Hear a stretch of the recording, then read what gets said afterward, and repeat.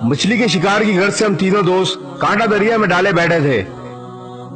हमें रास्ते में कई लोगों ने इस जगह आने से मना किया था। लोगों का कहना था कि वहाँ एक अजदा मौजूद है, पर हम अजदे की फिक्र ना करते हुए इस जगह आ पहुँचे।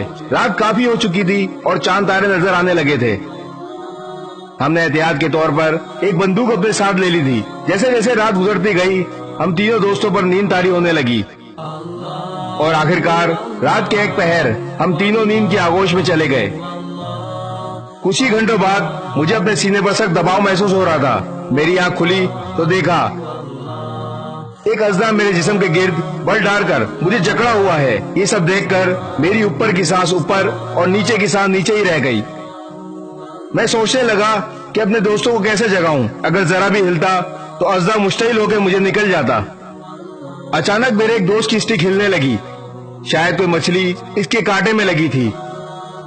दोस्त की आंख खुल गई। मुझे बताने के लिए इसने मेरी तरफ देखा तो इसकी आंखें खौफ से फतरा गईं। इसने दूसरे दोस्त को उठाया। मेरे दोनों दोस्त मुझे इस हालत में छोड़कर आहिस्ता आहिस्ता दूर जाने लगे। मुझे मौत के मुंह में छोड़कर मेरे दोस्त मुझसे दूर भाग रहे थे। मेरी आंखों से आंसू निकलने लगे। अब मेरी पूरी तवज्जो अजदे की तरफ हो गई। अजदे ने अचानक सर घुमाया और इसका चेहरा बिल्कुल मेरे सामने आ गया। अजदे ने मुझे निकलने के लिए मुंह खोला ही था कि अचानक एक जोरदार धमाका हुआ। उसके बाद मुझे कुछ होश ना रहा। होश में आया तो देखा अजदे की लाश मेरे सामने पड़ी थी और मेरे दोस्त सर पर खड़े मुस्कुरा रहे थे। दोस्तों ने बताया कि वो पीछे इसलिए हटे कि कहीं अजदा तुम्हें नुकसान ना पहुंचा दे। हम पीछे हटकर मौका देख रहे थे और मौका मिलते ही हमने अजदे की खोपड़ी उड़ा दी।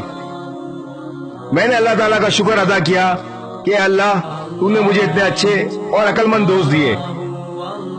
अच्छे, मुखलिस और वफादार दोस्तों का होना भी अल्लाह ताला की बड़ी नेमत है।